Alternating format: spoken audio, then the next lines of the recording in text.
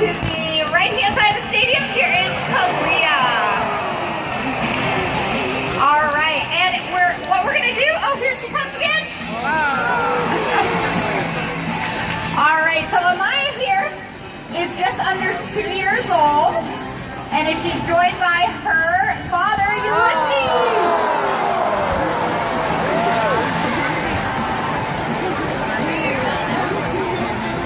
Now this is our family of killer whales. These are 3 of the 11 whales that live here at SeaWorld San Diego. The youngest is Amaya right here, just under 2 years old, all the way up to our whale.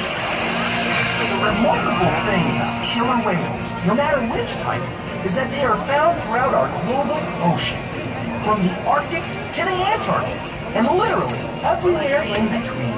They are found in so many different habitats and depend on such a variety of marine life for survival that killer whales are more intertwined with the fate of our ocean than any other marine animal. Truly, these awesome animals are the living symbol of our ocean, representing so much more than their own species. Ladies and gentlemen, let's hear it again for our family of killer whales. Okay, let's check out some of your great questions. Here we go. So many people wonder about our trainers. In fact, raise your hand if you've ever wanted to be an animal trainer. Wow, that's a lot. Then you should meet the men and women who interact with our family of... And you know, that makes me think of another great question. Do the trainers talk to the whales? Well, Liz, I'll let you answer that one. That is a great question. We may not talk to the whales the way you and I talk to each other, but we taught them different hand signals that help us communicate with them. This ongoing communication is an important part of developing the strong relationships that we have with these whales. And because of this connection, one of the things that we're able to do is answer important questions through research. Here at SeaWorld, we have a unique opportunity to conduct research about killer whales, asking them... A jump like that is called a breach. They're making a sound on top of the water. When an animal uses their body to slap the water, it creates commotion both above and below the surface.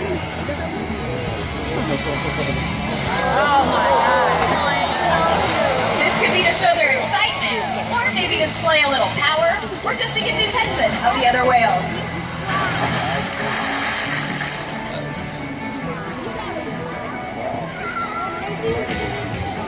As you've just seen, family-like groups known as pods. Like human families, their pods can range in size from just a handful of whales up to a few dozen.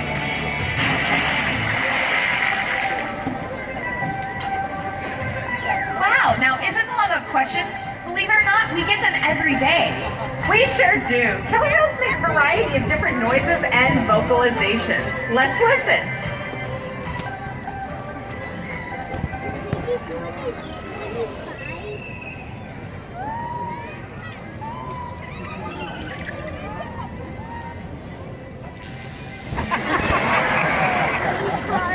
Each type of killer whale, each pod, has their own dialect, their own unique set of calls, but they also use body language. Sometimes they blow bubbles, bump into each other, or even scratch each other with their teeth, causing rake marks. These are some multi-line marks that you might see on the skin of killer whales and dolphins. It's one of the ways these animals display dominance over one another during social interactions, both in the wild and here at SeaWorld. We've just learned how killer whales use vocalization and body language to communicate with each other. But do you remember how we communicate with them? That's right, through signals. Here it's... Alright, ladies, now to say goodbye. Take your hands up just like this. And you're gonna flip them over your head. Are you ready? Go! Alright, great job, ladies. Now, as a reminder of you meeting Korea today, Amber has these whale tail necklaces for you. Great job. Let's give it a round of applause for our volunteers.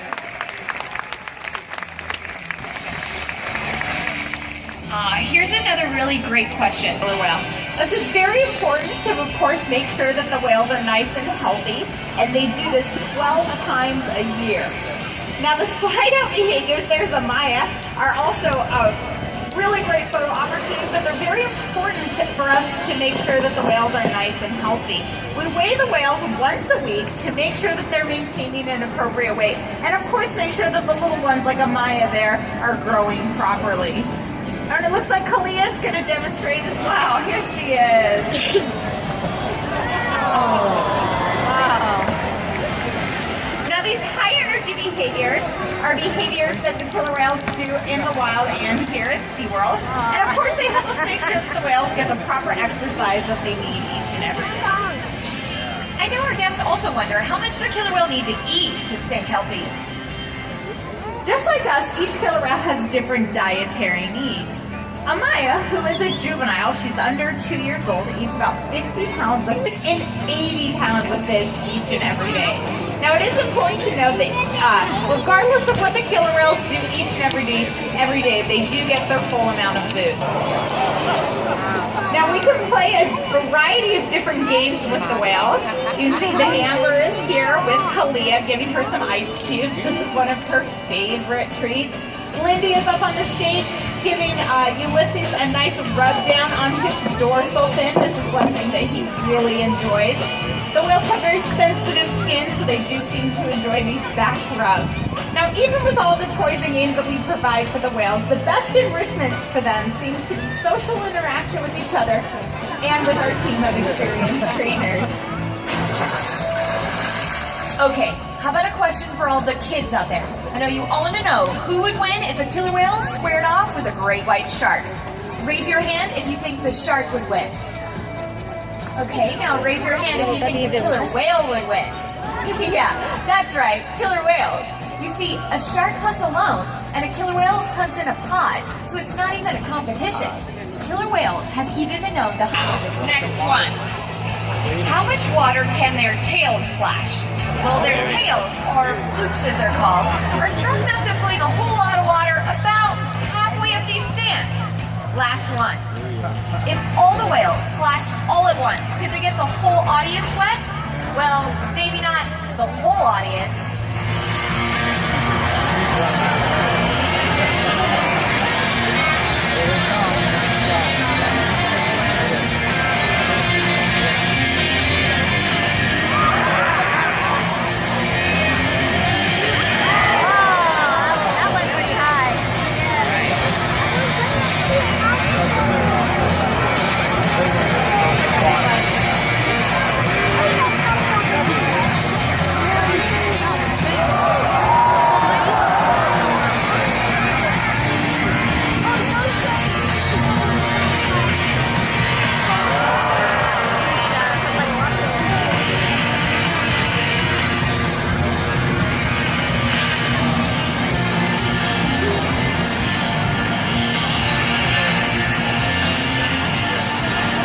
Pecan arrow,